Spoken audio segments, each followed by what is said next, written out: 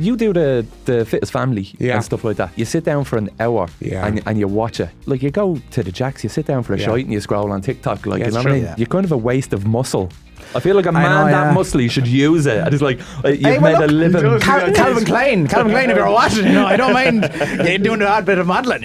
You have the odd actual like really negative thing in person. Like I had lads starting on me in nights out and stuff. Like I've had lads come ask me for a picture, take the picture of me, and then turn around and start giving out to me and ask, who do I think I am? Like, do I think I'm famous or something? It's like they asked me for a photo. It's like, I don't know what you want me to do. I don't think they realise the damage that it might have to certain people. Now it doesn't to me, but I know a lot of people that it would affect. When it comes into real life, when people are nasty in real life, that's a different kettle of fish altogether. It's getting better, but there is such a stigma around men's mental health, and it's a thing that men particularly really, struggle with expressing, because like you were saying, you feel like you have to be this big, strong, tough man and you can't have feelings in the way. Everyone talks about drugs and they talk about cocaine and they talk about heroin and they talk about, but like the most damaging drug in the country is by far alcohol, like by far.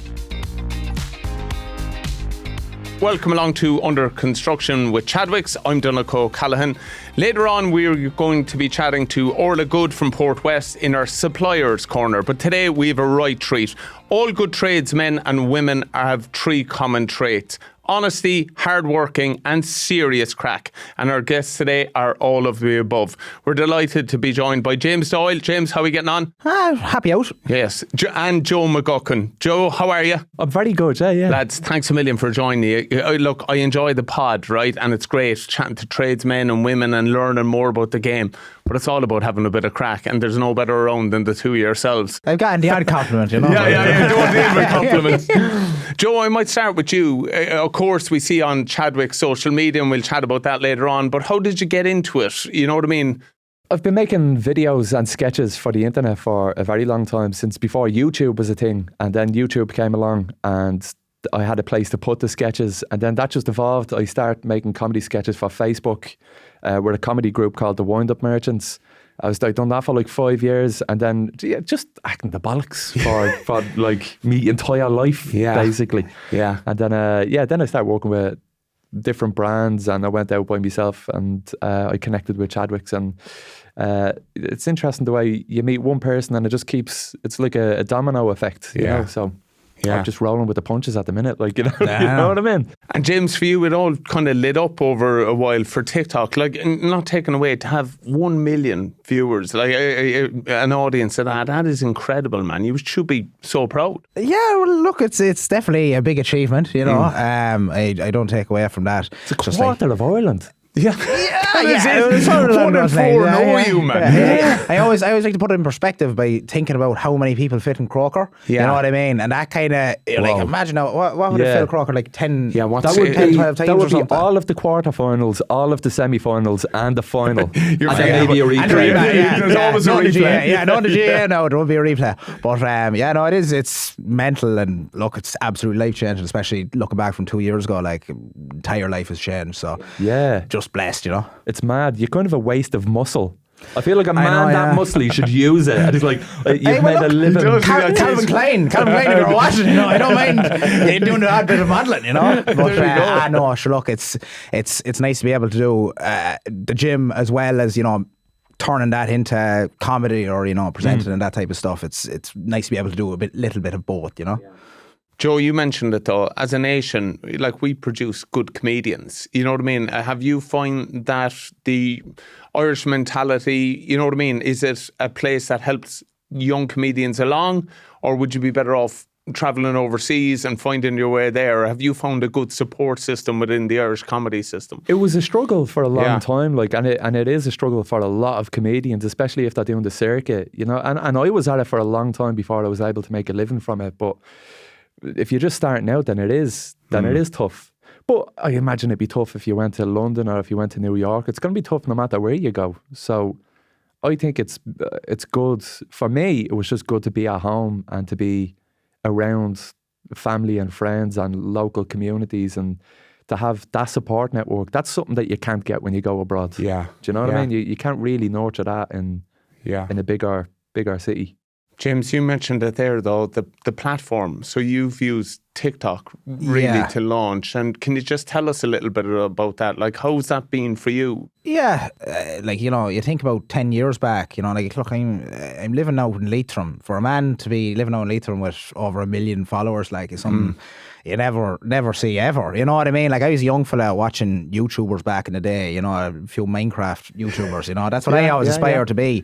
And like, I'd be looking at them like, you know, just they have 1 million followers and that's mental. Like, I'd never reach that or something. And then to actually have it is just bizarre because the internet is such a wild place. You know what I mean? Like, and like only 40% of my following's Irish. You know what I mean? So the fact that there's so many international people, like there's a rake of UK lads and everything that watch me, and it's just, it's so weird to feel like, you know, like Leitrim is so small populated, has like what, 40,000 people or something, and like 1.2 million people are following me, and that's only on one platform. It's just, it's mental. But like without TikTok, I definitely wouldn't be, you know, where I am today. Like, I don't think TikTok's having opened up an easier way to make content. You know, like, it was always very fearful 10 years ago to make content because you have to put a lot of work in and you had to, like, you know, be grinding out, and then you might be at it for 4 or 5 years before you get a single view. Whereas TikTok allows you to kind of just put out anything. Do you know what I mean? Like, it's so easy to make content on TikTok. So easy. So you can just put it out there. And because like the For You page, you're never really looking at people who you follow. Like, I'll follow someone on TikTok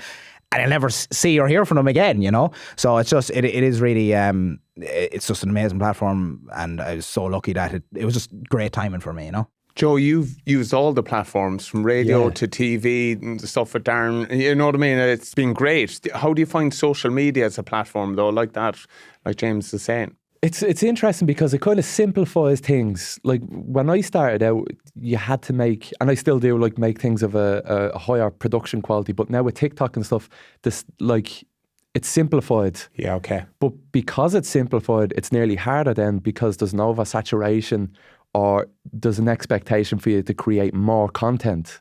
Whereas before, it was like you put a month of effort into one video. Or a pilot episode of a TV show. You put a lot of energy into one piece, but now you put a lot of energy into lots of pieces. Yeah. So it's just a different challenge, and it's just constantly evolving. And like, TikTok is still in its infancy, really, and it will continue to evolve. And so, like, YouTube has gone to YouTube Shorts, so it's like Instagram's gone to Reels. So it's just constantly changing and evolving, and it's just a matter of keeping up with it. Is that because the attention span is, you know what I mean? We all want something instantly. You want to, you know what I mean? You want a quick laugh. So we want you to provide that in my pocket, you know? Yeah, I mean, it's great. Like, you do the Fittest Family and stuff like that, which is great. You sit down for an hour and you watch it. Like, you go to the Jacks, you sit down for a shite and you scroll on TikTok. Like, you know what I mean? Yeah. You're on the bus, you scroll on TikTok. Wherever you have the small bits of time, then you just need bite-sized bits of content, and that's what it satisfies that needs. Yeah, it's a dopamine kick, like 100%. But people are changing. Like, I just looked around there. A few of my buddies called around to watch a match, but everyone was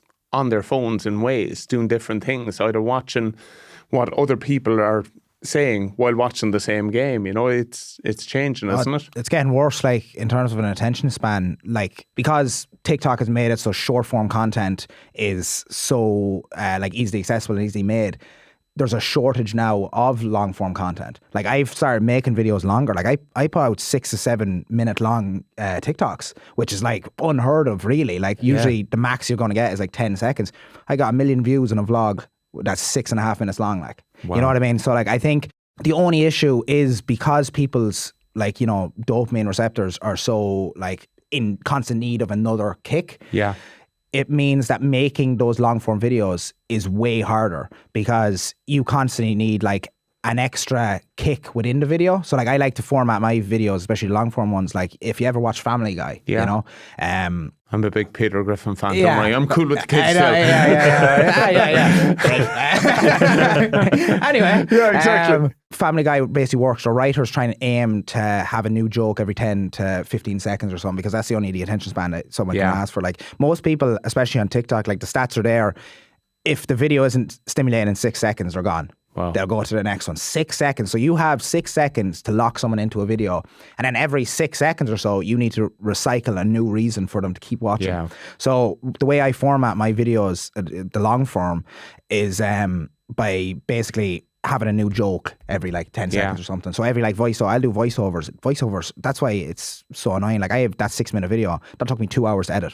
Wow. 6 minutes. Now, granted, look, it's like 50 minutes of footage or whatever, but it took me 2 hours to edit just because I have to think of it, the next joke. I have to find a reason for them to keep watching. So you either, at the very start of the video, you're setting up a story for them to follow, and then from that, it's just keeping them involved along in the story, you know? Can I say on that though, I think genuinely when it comes to social media content, I don't think people have a genuine understanding of how time consuming it is. Oh yeah. They think you can throw that out in no time, and it's so simple. And you giving an example like that just shows the amount of work that goes into it, even when you're that talented at it. Do you find that a bit? Yeah, and it's kind of frustrating to a point. You put a lot of energy into one video and it doesn't do as well, and you get another video where you just film something on the street, you film a bag flying in the sky and it gets like 1 million views and you're like, what's going on? Yeah, there's like, no accounting for it. I'm like, why am I bothering doing this stuff? And that gets the 1 million views. But like it comes down to quality over quantity, and then, you know, there's a lot to be said for both. They're different things. Do you know what I mean? Yeah, They're different things. How does it go down with friends and family though? You know what I mean? Because trying to explain it, like I'll go back to rugby with me. If people found it was unusual that was your job, you know what I mean? I'm sure you get that a little bit. So what do you do for a living? I create social media content. Yeah, exactly. When are you going to get a real job? Like, like my ma, I tell my ma like that I do a podcast, and she's like, oh, what station is it on? She thinks it's a radio. She hasn't a clue. Like my mum, when we were looking for emails, they used to write to each other. My aunt emigrated to Australia in the 80s, but they used to write letters, and then once they said, we'll start emailing, my mum was there, the postman brings the post. But where are these emails? You know what I mean? But that's the generation you're trying to deal with. Do you find that a bit, James, that, you know, people are like, when are you going to cop onto yourself? Yeah. Like, especially at the start now, the first one, especially even when like I stopped working on site or whatever, like it was such a massive transition. Like until I started making enough money to, you know, be able to live, like I'm still living at home, like or whatever, like I'm 21, you know. As soon as I was able to make enough money to live off just social media, that's when I stopped working on site. But yeah, I definitely like, you know, you definitely have a few people thinking like, geez, this lad's a waste or whatever, like, you know, just focusing on social media. But like now, thankfully, my situation is kind of a bit different than others. Like I was already on, you know, 300,000, 400,000 followers by the time I quit. You know what I mean? So like I was making sure I cemented in it. But I can definitely understand why people would think like, geez, that lad has notions. You know, notions are a major factor. Of course, and it's like the kryptonite to any Irish person. It's like, we'll bring him down a peg. Oh, bring him down a peg. Yeah, no, honest God, that man has notions. It's the same across the world. Like you go over to England, it'll be the same thing. Like people will be like, just, or what's he at doing social media, you know, full time until it works. And then when it works, everyone is like, just, you know, fair play to him. 100%. What you do brilliant though, lads, is you know your audience. See, like you mentioned working on site, Joe, with all your Chadwick stuff. You know the crack in the van with the lads and the ladies. You know what I mean? You know the crack. The thing is, I absolutely do not. No way. But I think that's where I draw from. Like I have an assumption of what it's like in the So I'm absolutely hammering into the stereotypes. And like I have a song, I done a song for Chadwick's called like The Man in the Kitchen, and that's a sketch. That's a song about me and how uncomfortable I am whenever a man comes around to the house to like fix something, and I'm like, do I help him? What are you doing there? Can I give you a hand? Can I? But that is the truth. That's all of us. That exactly happened to me. I saw someone going up on the roof to fix it, and you honestly, they're like, I am useless. You know what I mean? You nailed it. I literally, me radiators were broken over Christmas. We went over New Year's. We went away to Disneyland, Paris, and it was terrible. But that's a different story. And then we came back, and they're gone as official sponsors. And we came back anyway, and the radiators were broken. And I was like, oh shit! Like, so we had to call. And we were like, who do you call to fix a radiator? Like an electrician or a plumber? And you know that. Whoa, I feel way better now. You weren't lying when you said you haven't a clue. I have no clue. So we called out a plumber to fix it. He just turned the knob on it. So over Christmas, because there were so many people in the house, somebody obviously just turned the knob. And it wasn't broken. It was just switched off. Okay, I'm embarrassed. That's how bad it is. I would even night fancy you go with that. Yeah, maybe cut that bit from the podcast for you. Don't say. All I can do is shout at it, and if that doesn't fix it, then it's not getting fixed. Give it a kick or something, you know. James, you mentioned it though. You worked on site. Yeah. Like it's obviously an education as well, because you know the crack on site, and there's nothing like it. Like, I think it's definitely shaped my personality. Now, look, obviously, you know, you have to kind of tone down the crack on site, because of course, most of the time it's not very PG, you know. Yeah. But I definitely think without that kind of shaping, like, look, in school and stuff, you do get slagged and everything, but like, I don't know where the lads on site, like, where they get this humour from. Do you know what I mean? Because it's like being in school, but amplified by 10,000. You know, every joke is always even, like, it pierces you even more. You know what I mean? So, like, you build up such a tolerance to, like, slagging and stuff, and I think that's why with social media, like, I don't really care if anyone hates on me, because like, when there's lads saying it to your face, you know, like, I was called Bosco for a while on site, like, as a nickname, you know what I mean? So lads were there, oh, you Bosco, you go and do that, like, and I was like, Point the inside of your gums. Yeah. So no, it definitely shapes a person, and I look, even being able to do, like, the odd bit around the house, it's great to have a little bit of experience, even if, like, look, I was only, most of my work was part-time because I was in school and it's in college and stuff, but like, every summer I would have worked consistently. So, like, it's really in that period, like every 3 to 4 months, where, like, you're working consistently, that's when you kind of, people start to know you, and they can, like, you know, feel more comfortable around you, and then they can slag the shit out of you, you know what I mean? So, but I think it's an Irish defence system, really, isn't it? To, like, it builds up a resilience. If you're able to take a slag or see the funny side of something, or just look to poke a bit of fun out of it, it leaves us having honest conversation. Do you find that sometimes that Irish people use it as a bit of a tool to kind of slag each other, to keep your feet in the ground and shape you a bit? Yeah, because it's easier than giving someone a compliment. 100%. That seems more uncomfortable. Yeah. If someone complimented me, I'd be like, yeah, no, you're just, just give me a bit of stick. You know what I mean? I just not. But maybe that's just, I don't know if everyone is the same as that, but, like, you know, it's definitely an uncomfortable thing to receive a compliment. For most of the people that I know, receiving a compliment is harder than receiving an insult. 100%, yeah. It's a bit of crack as well, because there's nothing really meant by it. If you give someone a bit of stick, like, you know what I mean? James, how's your life changed since this? You know, like, the one I always go back to, I'll never forget it, Carl Mullen, who does the radio with me. We went to a game, Munster were playing South Africa, and he was chatting to me behind somebody, and they thought they left their phone on because they watch him on social media so much.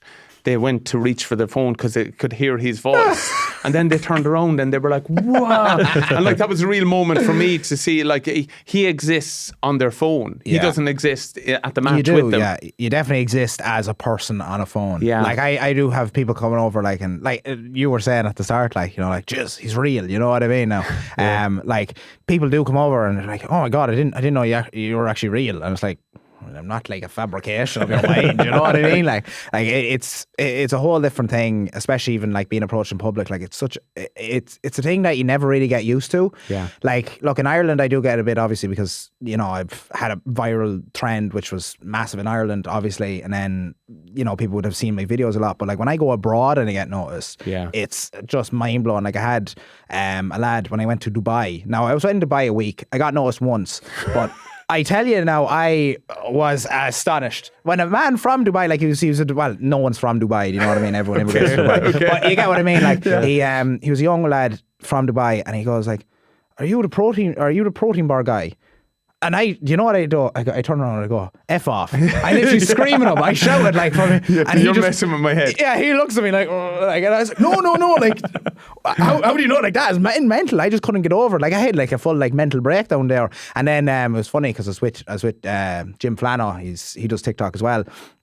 And he started recording because he couldn't get over it as well. And then your man, sure, it's illegal to record people in Dubai. And your man was there looking down like this, and then he started panicking because I was like in shock. And then Jim was recording, and I was like the most awkward experience of my life. But no, that was surreal, because, like, when I go to London and stuff, you get copped a good bit, or people just shout protein bar at you on the street, you know. Okay. But it was just like, sometimes it's just absolutely mind-boggling. Yeah, you know? It goes to show you should never meet your heroes. Imagine the story he's gone back telling his mates, like, met him and he told me to jog on. What about for you, Joe? Do you find that a little bit, that people are over familiar with it? Whenever it happens, I'm always surprised when someone comes up and kind of recognise me. Like I haven't gotten used to being recognised, even though it's been happening a good bit and for a while as well. And I think that's an interesting story because it reminded me, before I was solo, you could say, like as Joe McGucken, I was the wind-up merchants, and we had one sketch, like I'm talking about 13 years ago. It was the Lewis driver sketch. I don't know if you ever seen that, like pushing the apple, and it was when he went on strike a long time ago. But I was in Madrid. I proposed to my wife. It was the night that I proposed to my wife. We were in Madrid on a rooftop bar, and this Spanish fella came up to me, and this was like 7 years after that video came out, and he was like, "Hola, like." He was like, your Spanish has come on no end. Baguette. I could have went Italian with it as well. I was like, just keep going. But he came up to me and was like, I know you done the Lewis video, and I was like, first of all, how do you even know what a Lewis is? Yeah, amazing. Let alone know what the video and stuff was. That was very surreal. I was looking around for cameras. I was like, who's taking the piss out of me? Yeah. They're the highs of it, but there are lows of it as well. And probably an example for me, I'll never forget, half time in one of our games, one of my teammates was taking his phone, and in the bathroom he would check what people are saying about his performance on social media. Oh, no, that's worse thing you can do. Yeah, 100% it. But I think people look for it for, for them to be satisfied that they're going okay a little bit. And it's great to have all the nice bits like that and people being genuine, but it can be tough on social media. How do you handle negative comments or dealing with that side of it? I have probably about 600, 700 people blocked on TikTok. Do you? I just, as soon as I say anything, I mean anything, they could just call me a gobshite. Block. Literally, okay. I have no tolerance for it. Yeah. Make sure, the way I see it is like, sure, you don't deserve to watch my video. You know what I mean? Do you know how much effort it takes to go onto a comment and talk shite like? Yeah. Like that is a lot. You have to go click like 3 or 4 buttons to get there. Like I just have no tolerance for it. I just block everyone. But like it's grand. Like online, I don't really care because I just deal with it straight away. I don't pay any attention. But like when you have like a bad encounter in person, like I'll meet and have a conversation with how many people, but then there's always like one in like a million who will just be like, it'll be like the worst interaction ever, or say like you have a bad day or whatever. Like I got a comment there one of the days was like, oh, my teacher met you in person, he said you were an arsehole or something, you know what I mean? Like, and I was like, sure, I could have been hungover or something, or not had the earphones in and I didn't pay attention. That's all they see. They just see you ignoring you, you know what I mean? And it's not like I do it on purpose. Like 90% of the people I see, like I have a chat with. You have the odd actual like really negative thing in person. Like I had lads starting on me in nights out and stuff. Like I've had lads come ask me for a picture, take the picture of me, and then turn around and start giving out to me and ask, who do I think I am? Like, do I think I'm famous or something? And it's like, they asked me for a photo. It's like, I don't know what you want me to do. Like I had one very bad experience now on the train. And I actually, like, I literally had PTSD from the train for about 2 or 3 months. I just couldn't get on it because it was packed. It was a Friday evening, right? So Friday evening coming home from Dublin to the Sligo train, like, and jammers. So I was out beside the toilets. I couldn't get a seat. So I sat on the floor beside the door where you leave, and we were stopped in Maynooth or something. So a woman came over to me now. She, you know, Dublin accent. I won't attempt it because I don't want to offend her. She asked, you know, can we go out have a cigarette or whatever? And I look up, so I had the earphones in. I don't know. She looks at me, right? She goes, whips the cap off the top of my head. Right? Now, my hairline is desperate, right? I'm very self-conscious about my hair, and cap hair is even worse. Yeah, okay. I'm blushing. You know. Take me on a date first. Anyway, she takes the cap off my head and shouts down at me, right? You're the protein bar fella. That's you. You're the protein bar. You're famous. You're famous. You did it. I had to do it. And I was looking up. I sat on the floor. I felt like a child. I was like looking up. The entire train just starts staring at me. And me there sat on the ground like a little baby. Like, and I was like, I didn't know what to say. I was just in shock. I was like, and now I could smell the drink off her and the woman beside her. And the woman beside her now was about 50 years of age. I think they're on a hen or something. And your one to say, do you know who that fella is? Do you know him? And like, your one to say, no, like she didn't have a clue. And she started poking, go on, tell everyone who you are. Don't mind everyone behind you. Don't mind them. You're famous. Go on, tell her what you do. Tell her what you do. And I was sat there in fear. I was frozen. Like I just couldn't move. My entire body just went into shock. Like as I sat on the ground. Eventually, like after 10, 15 minutes of just like plagiarizing me, telling me to say who I am and stuff and talk, she left. I was sat on the floor, put the cap back on, like sat there. Everyone was staring at me or whatever. And like everyone was also in shock. Like no one was like, well, what a dick, he didn't say anything, you know what I mean? Everyone was like, that should not have happened. And then she came back then 10, 15 minutes later. Was that bad of me saying that? Should I apologise to you? They're all giving out to me that I shouldn't have done that. And I was just there, no, you're grand, just please leave me alone. Hugging her, please just leave me alone. I want my mammy. You know? Yeah. So that was a rough experience. So of course, but that is hard to deal with. Have you had moments where you know to put the phone away because... We talked about it earlier, like people don't realise that you're a real person. You're just a thing on their screen. So it means nothing to them to send a nasty message or leave a nasty comment. So that's why it doesn't really affect me. That, and I don't really care. And like, you know, I was fucking bullied as a kid and stuff. So strangers saying that to me, I'd have no respect for the type of person that would say something like that. So that's another reason why I don't let it bother me. But also, I don't think they realise the damage that it might have to certain people. Now, it doesn't to me, but I know a lot of people that it would affect. But it is when it comes into real life, when people are nasty in real life, that's a different kettle of fish altogether. If somebody comes up and approaches you and wants to engage in a conversation with you, they don't actually have anything to say. Their initial reaction is just to get your attention. It's like, "Yo, protein bar," and you're like, "Yeah," and then they're like, "Yeah." You don't know where to go from there. So a defense mechanism that I have is like instantly ask them about themselves. Like, where are you on the stags? Are you on the hens? Where are you going?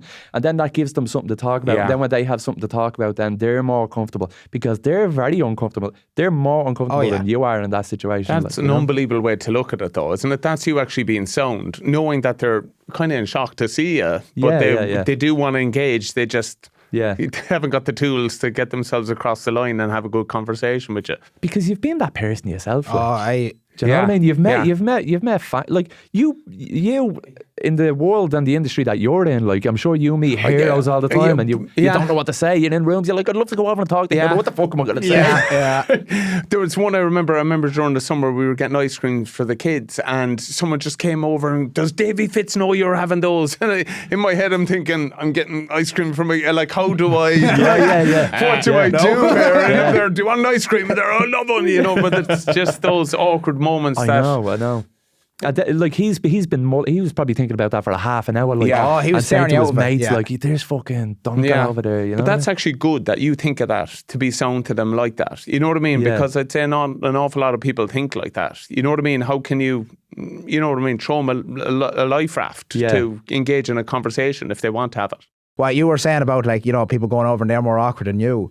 I went to the IFTAs last year, right? And I went, TikTok brought me, and I was like, I was the only person who wasn't like ever on telly there, and like here was me just like, what is going on? Like, the best way to describe it now, I walked down the stairs into it and I just look over at just a big sea of grey. Sure, everyone in the place had grey hair, like they're all owled, and like me there in me suit taking the bee's knees. And I tell you, Cillian Murphy's going to call you out now going, I was over there and I had grey hair for a part. he can happily call me out. Jesus Christ, I'm the worst man now to start beef with. Do a bit of influencer boxing with Cillian Murphy. But anyway, no, I went in and I was like nervous. I was a nervous wreck. But anyway, I went down, sat, and now there was a lot of drank, you know what I mean? I had a few glasses of wine myself. I made it off myself. I was on the red wine, and sure, doesn't it stain your teeth? I had about 4 or 5 glasses of it, and my teeth were going around like purple, you know what I mean? I felt like an Oompa Loompa or something. So I ended up seeing Brendan Gleeson.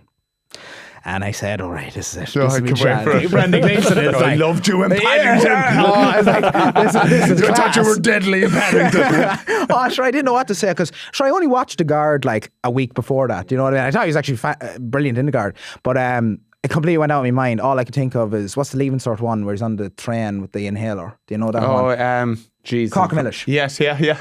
All I could think of I don't know that was one. Cockamillish. Now, I was out of school 3 years nearly at this stage, like, so I haven't looked at Cockamillish in years. It was the only thing I could think of, and I was there, and they were everyone at the table egging me on. Go on, talk to him. Go on, talk to me. They were thinking, just Cockamillish. No one's going to say that to him. He's international. Like, no one's going to mention Cockamillish. But I went up and he was in the middle of talking to someone else, right? So I felt even more awkward because I had to like invade into their conversation. No, you didn't. So I went over. He walked over. fucking not a bother on me. You know, arms swinging, it's like McGregor going over.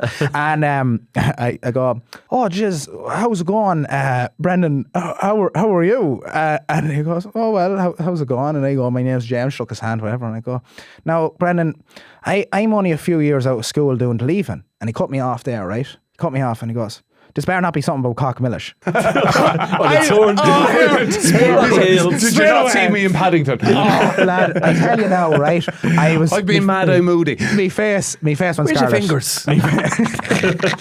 My face went scarlet. I was there, that was my only ammunition. I had nothing. I was a bit tipsy at the point, you know, that was the only thing I had. So I was like, no. And I was like, and then I started just slicking his hole. Like, I didn't know what else to do. So I was like, just, yeah, you're a great actor and you're fantastic and all this. And I was like, just, I am some melon. And I go, okay, I'll tell you. And he started laughing then with the mate beside him. And I was like, okay. Geez. Walked away. And I have it, it's all, I didn't record the interaction with it, but someone recorded me going up From a to him. distance. Yeah. And I was like, it's most embarrassing. But I talked to Brendan Gleeson, so Yeah, very true. You And make then the crawled back to the TikTok table. I hung my head in shame. I was like, how did it go? Great, yeah. Got his number, you know. I imagine the TikTok table is like, you know, Christmas dinner, and then you have a kids table on the side. That's the TikTok That's table. exactly it. That Having was it. goujons and That chips. was it, yeah. Dinosaur nuggets or something, yeah.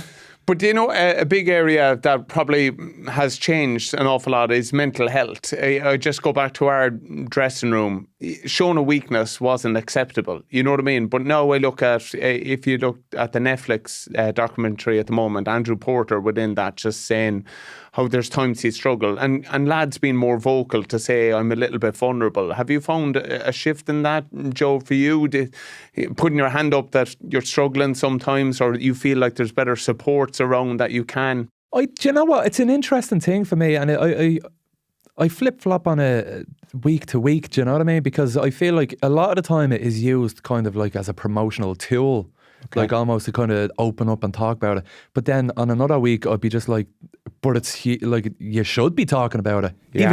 Even if it is just as a promotional tool, it's still part of who you are and it's still what you're talking about. So I do think it's a positive thing that people are talking about, that mental health and stuff like that. But I don't think talking about it is necessarily enough. Like, I don't think there is any solutions. Like, it's talking about a problem. It's like, look at that big hole in the wall. And we're all like, yeah, no, you're dead right. There is a hole in that wall. Yeah. Let's not fix it though. Like, we're all talking about the problem, which is great. 100%. But I don't know what's actually being done to fix the hole in the wall. Yeah, it's a really interesting point, because I wouldn't really have felt that I would suffer that little way, but I definitely would have felt in my dressing room I could have been more supportive and I could have helped guys that were probably struggling a little bit. But like that, I didn't know the hole in the wall. I didn't know. Well, yeah. I didn't know to kind of go over to you and kind of go, Joe, what's going on? Or just even a process to chat to you in about it. And I think you're right. I think we're all chatting about mental health, but none of us, and you're probably a little bit like me, you wouldn't mind helping more if someone is struggling, but I actually don't know how. You know, everyone says be a shoulder, be supportive, and 100% I'd love to be, but I'd love to know how you can help them a little bit more. But there's also that like, you're not a psychologist. Like, you're not like, listening is good, listening is important, like, and being supportive is important, but I don't know how much of an impact, like, I do agree. It puts a lot of onus on the people around the person who's suffering. I agree. It would be great if there were, like, because I remember one time I just went to our team manager, but then he was able to chat to resources to help. Yeah. And then I was there like that, like, I didn't even know it in the moment, but like, that is actually a helpful way of being a decent teammate or friend, like at least channeling it towards a productive process or outcome at the end of it. Yeah. James, what about for you, mental health wise? Yeah, I think mental health would have been something I really struggle with now as a young fella. Like, going through school and stuff, I really did struggle, especially with, like, I had eating disorders growing up, and I really suffered with looking at myself in the mirror. You know what I mean? Like, I remember being in, like, maybe TY or 50 or something, going up to the mirror in the bathroom and grabbing onto, like, a piece of fat and me love handles or whatever, and just being like, just, I wish I could cut it off or something. You know what I mean? Like, I really did struggle through it, and I was never really happy with my body my entire way growing up, and thankfully, like, the gym is what saved me in a sense, you know what I mean? Like I was big into rugby and everything, and sure, the eating disorders meant I had no energy. I'd wake up for school, eat nothing in school, go train, then come home and have a bowl of rice for dinner. Yeah. And like, that's it. And then I'd go to bed, do the same thing again. So I had no energy. I was like fucking skin and bone, you know what I mean? And it just, it killed off a lot of my love for sports and stuff. So, and I think the reason why that happened is because like there's such, it's getting better, but there is such a stigma around men's mental health. And it's a thing that men particularly really, you know, struggle with expressing, because like you were saying, you know, you feel like you have to be this big, strong, tough man and you can't have feelings in the way. And I think the way social media is going is good in a sense, because I know even body dysmorphia in particular is something I struggle with. And I remember growing up and like, you know, people on juice, like on steroids and stuff, and they'd be faking it, saying they're natural and stuff, and you're like, why don't I look like that? You know what I mean? I do my 5 sit-ups in the room at night, you know what I mean? Like I was one of those kids doing the push-ups in the bedroom, and like, why aren't I this or whatever, you know what I mean? And sure, I wasn't eating, there was no thought behind it. But even in terms of influence and stuff, I think authentic content is really taking a step in the right direction. It's less of like, you know, the acting as an influencer. Like I completely break against all aspects of an influencer. You know, you think of influencers as these lads in Love Island, you know, ripped to pieces and stuff. I'm just some bogger from Leitrim who, you know, decided one day I'm going to start going to the gym. I'm going to start making some videos. So these videos are doing well. I'm going to start, you know, traveling. I'm going to start documenting my life and stuff. And I like to be authentic, because it's the way that there's no one there. As a young fella, I remember looking at like any influence online and stuff, and there was never anyone to kind of look at and be like, they're real people. Like you're saying, it's looking in a screen, but I think the internet is getting better at showing authenticity, you know? But that's why people follow you, because that is realistic, that is honest, that's the truth, isn't it? Because like like I'm new to social media myself, but I look through it, and like from having a rugby mind or training an awful lot, you're just there, cheat. Like, and you're there, they're fake. You know what I mean? You can tell it straight away once you know. Oh yeah, you know, once you know it's fine, but like as a kid, 14, 15-year-old, you're just consuming whatever you see, and you don't really know what you're looking at. And I think that's the issue. Like, look, this is a controversial enough opinion, but even like drinking culture in Ireland, I think is terrible. You know what I mean? Like you're basically it's propaganda to be like, oh, it's better to go out on the lash every weekend or even every day, like, instead of, you know, focus on something that really matters. Like, and I think it's too normalised, especially like across Ireland. I'm with you. Like I feel sarcastic saying it. I'm a non-drinker, but it does embarrass me every time we bring someone to Ireland that the first thing we do is stick a pint in their hand, and I'm there. Could we not have brought them to the Cliffs of Moher, or could we not sell our beautiful country and be known for that, as opposed to nearly hold ourselves back with a little bit of it? Yeah, like the drink is definitely, like, look, I have the odd drink, I'll be happy to say it, you know, but it's like you're basically brainwashed as a young fella to think like, you know, drinking's cool, drinking's all this, you know, if you're not drinking, you're not cool. Like I remember going to teen discos as like a 15-year-old, and because I wasn't drinking, I was a loser. You know what I mean? Like, so like there's a lot of pressure there, and I think that in particular is not great, because even then from a mental health point of view, if you're having a drink even on a Saturday, you're going to constantly be like, you know, looking for that next big dopamine hit on the next Saturday, and that's what you're living for. You're working through the week just to get to your next drink, you know what I mean? And I think it is kind of indoctrinated, so that in particular is... Do you mind me asking, how did you seek help? What did you do? Is there a moment that you realised, I need to change the way I think about myself here? Yeah, look, like I know as a young fella, like I used to every chance I got, you know, to go on the lash or something, I would, like every Saturday I'd just go and get blackout drunk. That's what I thought the whole point of it was, like, to go blackout and not understand what was going on, you know. And then like I kept doing that, and I was like, I don't remember anything from I don't remember anything from that Saturday. I done nothing all of Sunday because I was hungover. And like I kept doing that for years, and then in college, you know, you're doing the exact same. You're going out and you're getting blackout, except you're doing it 3 or 4 times a week, like.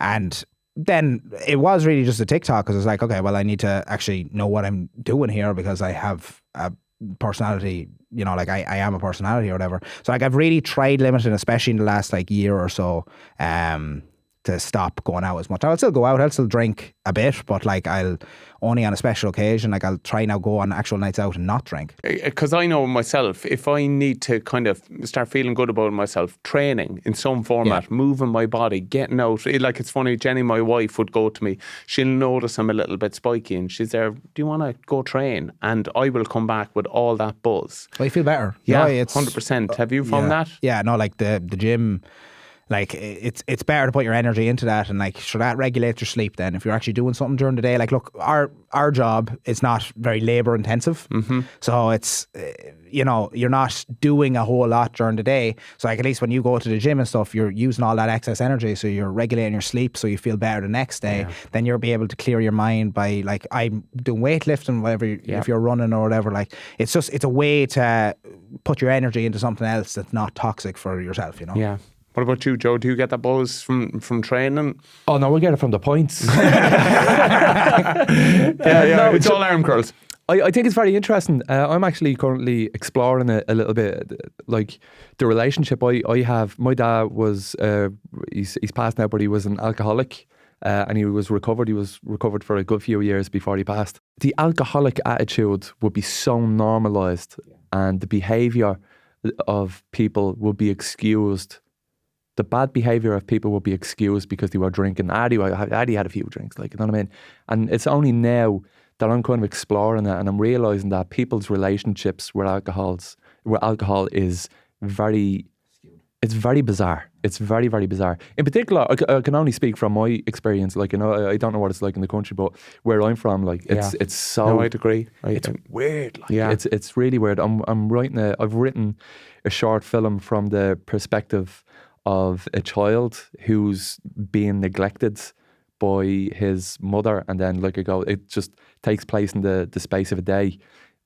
But you just see the impact that, because everyone talks about drugs and they talk about cocaine and they talk about heroin and they talk about, but like the most damaging drug in the country is by far alcohol, like by far.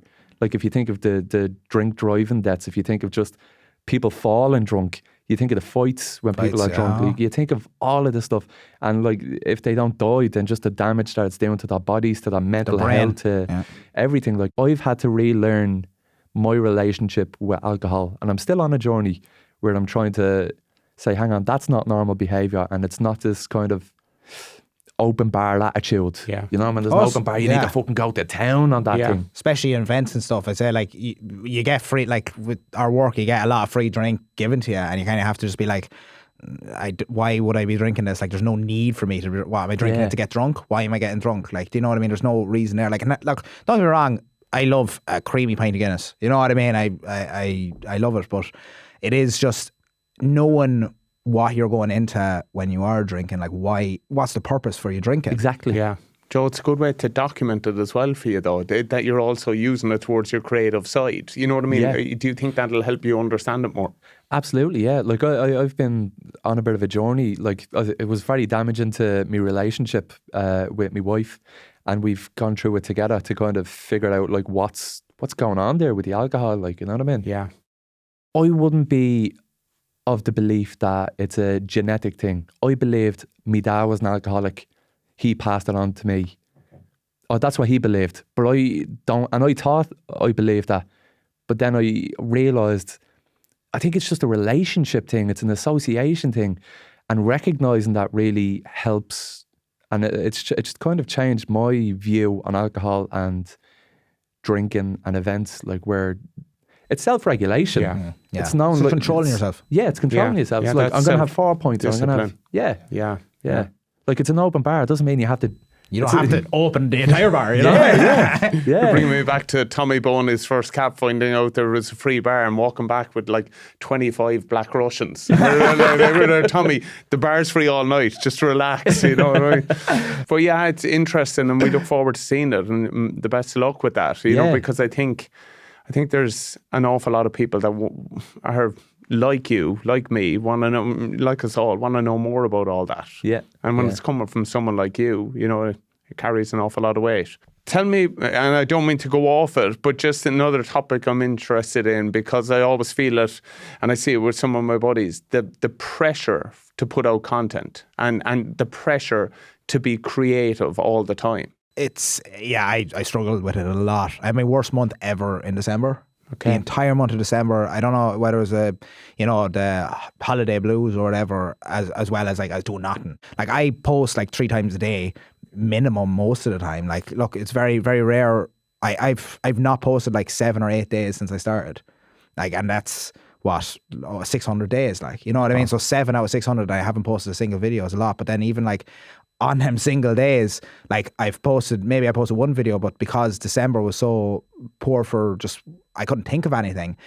It was just such a struggle to try and pick anything from what I was doing in the day. Like just like one video, it actually done really well, but it was me putting out the bins. And I made a video about it, and like it got like 2 million views or whatever, but that was like an anomaly. That's like me jumping, oh look at me, I jump on bins, this is such an Irish thing to do. And I made a video about it, like it's just trying to grab for anything. And because that one video paid off, that's grand, but 90% of those videos are absolute dirt, and like no one cares. So it is, I do really struggle with like coming up with ideas and stuff and trying to stay fresh, whereas it's from like the second week in January, I got like 40 million views in a week. So I was in Morocco, so I had content from every single sort. I had too much content. So if I'm given like a stimulus to make content, it's really easy, but I do really struggle sometimes. And then sometimes even when I do have content, like I could make, I just can't think of anything. You know, some days you're on a downer and you just can't think of anything. And then I'm like, I need to post, because especially with TikTok, you know how you're saying you need to be putting out more and more content. Yeah. I feel obliged to keep putting out content. Like I hear some content creators taking breaks. You can't do that on TikTok, not anymore. You say obliged, but like the algorithm, otherwise you pay the price, don't you? Yeah. Like you're pushed down. Oh, 100%. If you don't they forget about you. Like the internet is so fast moving in 2024 that if you take your foot off the brake or foot off the accelerator for 1 minute, you may as well take it off for 3 months. Joe, what about that for you? The pressure to that's a different ball game. Like, there's definitely a pressure, because if you take your foot off the accelerator, there's a fear of just becoming irrelevant. Yeah. Like people will forget. You think in your head, people will forget about you. You know, and they don't care. You're just like a piece of content to them. You know what I mean? They won't miss you. They won't be like, oh, I miss Joe. Where's Joe's content? They don't give a shit. Like, you know what I mean? They'll fill the gap with something else, and the algorithm that doesn't care. It'll just fill you know. And then so there's a fear that you're just damaging your own brand. Like, you know what I mean? If you're not posting, then you're missing out. Now, I've been fortunate because I have the podcast, and that kind of keeps me sustained throughout the year, and then with Chadwick's videos and stuff. But from a creative standpoint, like the only content I want to make is content I want to see. That's what started me off in the first place. Like I was looking at the sketches and the sketch shows on RTA back in the day, like the Savage Eye and Republic of Telly, like, and I wanted to be on it. I was like, and I'd be messaging them, I'd be emailing them and stuff, and I wouldn't get a break, and I'd be like, do you know what? I'll just fucking make my own sketches then, and because I just made what I wanted to see. But now it's who are you making that content for? Are you making it for yourself, or are you making it for the algorithm? So it's changed the kind of the perspective on the content that you're making, and you're posting shit that you don't even like. Yeah, and it's like really weird when you put it out. It's kind of weird feeling. Yeah, like I know exactly where you're coming from. Like when I get an ad or something, there's obviously a monetary incentive there. You know what I mean? Like whereas on TikTok, you don't get paid from TikTok views. Like if I got paid from TikTok views, I'd be making probably like 20 grand a month, and you don't get anything. Yeah. Whereas when I put out an ad, I actually take my time in it, and I'll spend like all day recording an ad using professional equipment and stuff, because there's actually a reason to do it. Whereas I don't feel like there's a reason other than like, that's going to get views anyway. Like I might as well just put up shite. Like whereas if it's an ad, I'm like, I want to put effort into this to make it the best that I can, and that's content. I spend a lot of time doing my ads because it's something I'm really passionate about, creating content. Like I know where you're coming from. I love doing sketches and stuff, and I do the odd sketch, but like I'm after spending 2 hours doing a sketch for it to get half the views of me doing a little thirst trap. You know what I mean? Why, like, genuinely, it's like, why would you bother? I can't do the thirst traps, you see. You know what I mean? That's for other reasons. I'm only joking. Joe, I know you're a big rugby fan. Tell me your journey with rugby. I did enjoy it on the player. It was great stuff. Did you enjoy playing? I mean, no. No one does. Does anyone? Yeah, I was going to say, does anyone Backs enjoy do, playing? wingers do. Yeah, not when you're a flanker and you're like just shitting bricks the entire time. Yeah. 100% it. I feel like you are just making up words and you're just like backs and flankers and I'm like, what? Oh, yeah, the flanges, man. Yeah, the flanges are. Woo, woo. It was good you did it though. Did you enjoy it? I enjoyed doing it, yeah. And I genuinely knew nothing about the sport and I still know very little. But I know a little bit more than I did. Do you know what? I think you're better off. James, would you agree? The more you know, the more flawed it is. You're better off knowing very little and just knowing they need to give it their all. Run. That's hard, yeah. I had questions about it and I was asking people the questions. Yeah. And I thought they were basic questions and if you know anything about rugby, then they'll have an answer. But like you'd be like, so why did he do that? They just did. This is Your man waved the flag or something. A few weeks ago, someone stood on someone's head, and honestly, it is split down the middle with people kind of going, I think that's a bit harsh. And you're there like, here's a problem we have in our game that people think, 50% of people think the game's gone soft. And you're there, no, it's not. We're trying to protect people. So I think you got a good view of it, that coming away from it, that you could just enjoy it and look at it and use it for pure sport. Yeah, it was interesting, and it was before the World Cup, so it gave me a lot more interest in the World Cup. But you know, it just gave me something hope it gave me hope in something that I'm just going to be disappointed in again. Like, there you go. That's the Irish rugby team for you. Sorry about that. Yeah, it's the Irish every team. No, we'll get there. Tell us, lads, ambitions. What are the ambitions? If we were to have this chat in 5 years, where would you like to see yourselves? How would it like to have grown? You know, even just areas that you can, you know, we chatted to Owen O'Riordan before, it is tough on some platforms on social media to, you know, create incomes and stuff like that. But where would you see yourselves maybe 5 years along the way? Well, personally, now I'll see myself on telly. It's not a maybe, you know, I'll be there presenting a show.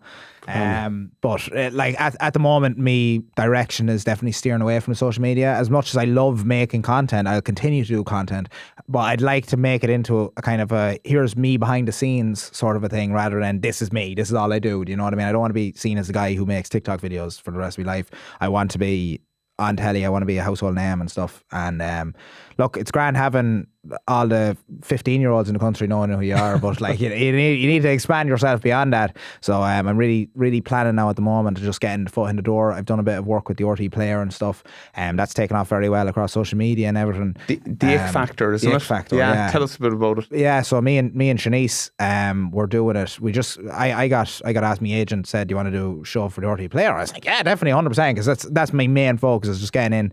And we met up there in the RT studio, whatever, down the road from RT, and it was class. Like, it was great crack, you know what I mean? Like, we were just, here's your briefs, there you go, here's a bit of a script, and read it out and then give your opinions. And we were like, this is brilliant, I love giving me opinion, especially where no one asked for it, you know what I mean? Because like, look, my relationship experience before that was very minimal. I mean, I'm seeing a girl now at the moment, which is going well. So, you know, I'm blushing, you know. Well done. From turning it into two 10-year-olds having a chat. Do you love her? Stop. Shut up. Will I punch him for you? KISSING. So anyway, I didn't really know what I was doing, but sure, like, look, I'm great at bullshit. I've bullshit my way through my entire life. You know what I mean? But like, it's a great goal to have. That's where you want to be. Yeah. Like, I've always had the gift of the gab, so I've used that my entire life. I said, this is perfect for me. I want to get into presenting. Like, look, the way I see it, I want to do presenting. It's a big thing I want to do, but like, just if I was asked to be Iron Man in a Marvel movie, I'd be there like that. You know what I mean? I will do anything. Like, look, that Dance with the Stars now, you know, next year, I've about 2 left feet, you know what I mean? But they can always improve. But I can, I go for it. I'd 100% go for it. I will do anything that is whatever gets me to the next step or whatever. And I think I just love to have a bit of crack. Like, I love to sit, I love to talk and have a bit of crack. So, what about for you, Joe? Where do you see yourself for?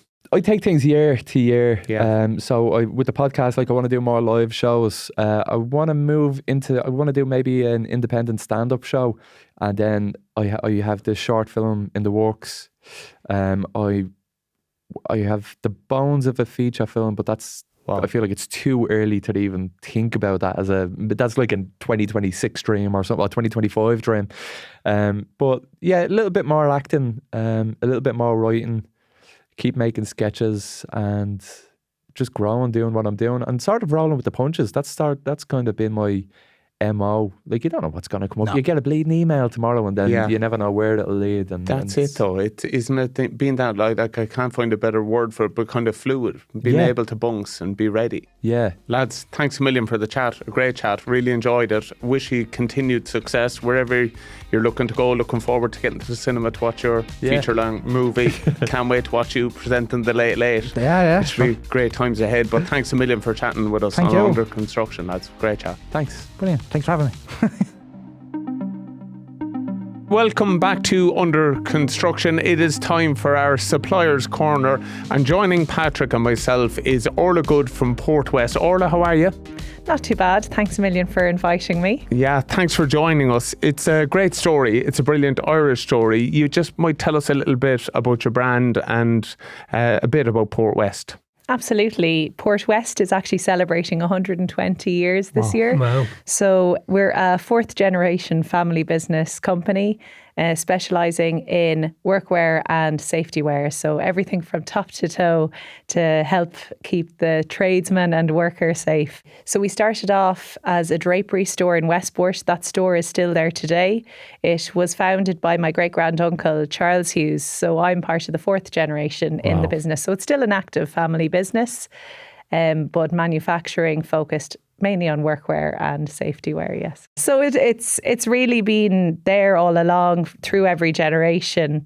Workwear has just modernised over time, and really it's gone from shirts and boots, and you hear of blue collar workers, that comes from what they used to wear essentially. It was a lot of blue coveralls, blue shirts, and then moving Boiler on from that, suits and boiler suits, suits, exactly. yeah. And then moving on from that, when you see what is here today and what, you know, tradesmen wear and labourers wear, it's very fashionable, very modern. But it's gone full circle now, isn't it? It's ultra trendy. I've even a few friends that aren't in, but they have your gear purely to be, you know, in the cool gear, and it's kind of gone full circle as opposed to necessity and needing it and being good at your job. It's your cape that you want to be in.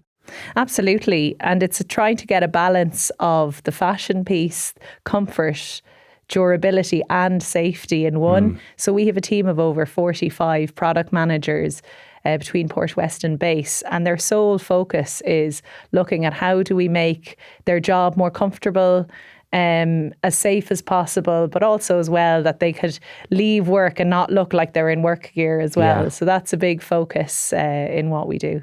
I've been lucky enough to be on a few tours, but the Welsh lads always had a saying about look good, play good. So they were convinced if the gear looked the part and they felt good, they could be better at their jobs. And it's pretty much the same in every industry, isn't it? Yeah, and if you look good and feel good, you're also probably going to be more compliant as well, because then you're not embarrassed about wearing the high visibility jacket or, you know, the trousers with knee pads, or even the footwear now. You know, you can see base protection that looks like a normal trainer, but actually it's a safety product. So it's about making sure compliance as well is kept on site, and by doing that, it's making sure that everybody is comfortable in what they wear. My teammate Carl Mullen on 2FM Breakfast always comes in a pair of man like you, and you're a DJ. Who are you calling? But yeah, they're built to last, because if you think of someone working, they're on their feet all day, you know, going down onto their knees, back up again. There's a lot of movement, twisting and turning that a desk worker or someone in an office doesn't do. So there's actually a lot more to think about when you design workwear, you know, having the flexibility in the parts that need stretch, but then having durable fabrics where there's a lot of abrasion. Yeah, it's really important. And the pockets where you need them, or the clips to hold the tool, or whatever it is. It's fantastic. But even like that, for example, the latest talking point within the development team is all about harnesses. So there's a lot more use of harnesses, say, on building sites, but also with this whole renewable energies. There's a lot more at height need for working. And simple things like the pocketing. positioning of the pocketing to make sure that even when they've put all their gear on and their harness, they're still able to access what's inside the pockets. So that's mainly the mobile phone, just saying. But even like that, mobile phones have changed so much. So every time we develop a product where there's a mobile phone pocket, we have to make sure that pocket is updated to fit the new phones as well. Around in it. Yeah. Wow. Early on, Orla, you're thinking of the safety processes in place before, like to incorporate with all the design, is it? Yeah, like it's paramount to the whole process, is it safety? Absolutely, yeah, because at the end of the day, the products that we make help protect workers in one form or another, whether it's high visibility, that's to help prevent an accident where a worker is not seen. Flame retardant or multi-standard is, for higher risk environments. Even the simplest thing of safety footwear, it only takes a moment for a brick to fall on someone's foot. Yeah. That worker could be out of work then for minimum 6 weeks if something happens like that. So you have to think of it. Even little things in the design of our garments, like anti-snagging, making sure that there's not extra flaps or tags hanging out that could catch in machinery. Yeah. All of these things have to be thought about at the point of design. I think one of the evolutions I've certainly seen in my time is, amongst our colleagues, is the accommodation of female colleagues, because it was such a male-dominated industry. And I know even the guys working and girls working in our branches, the girls said, does it have to be uncomfortable, for us to wear it? And you guys have come streets ahead in that space, not just in the boots and shoes, but in the overall gear. Absolutely. And fit is part of the whole safety piece, because if you're wearing trousers that are too wide with gaping legs, that's where the whole machinery you can catch in it. So no, of course, fit is so important. And for women, I think there are a lot more women, especially in engineering roles and STEM. There's been a huge amount of promotion in the last number of decades.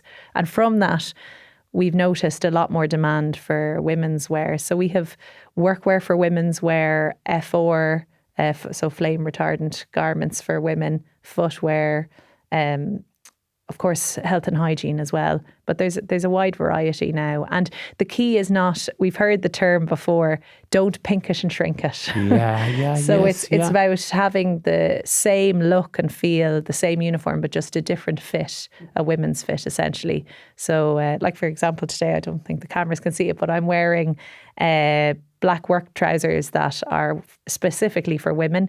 We also do a women's work legging. Okay. So leggings, which is now a trend, where we've got they're strong fabric leggings, but they have got reinforced knees and a reinforced back. So it just helps for abrasion essentially for women that prefer to wear leggings. Just like we have then a men's tracksuit with the same type of reinforcement. But if you're going to wear it and you're comfortable, it's like we said earlier on. But it goes even bigger than that. As an industry, we're always talking about diversity and trying to encourage more female participants in the industry. The only way you're going to do that is to create the environment. Yeah. And one way is to provide, clothing that's comfortable, specific for women. That's absolutely. That's key. Yeah. So well done. We've been chatting to our suppliers. What are the trends, Orla? What's coming down the track? What's ahead of the game? Give us a bit of insight. My nose is at me, Patrick. Give me a head of Carl Mullen and my fashion stakes.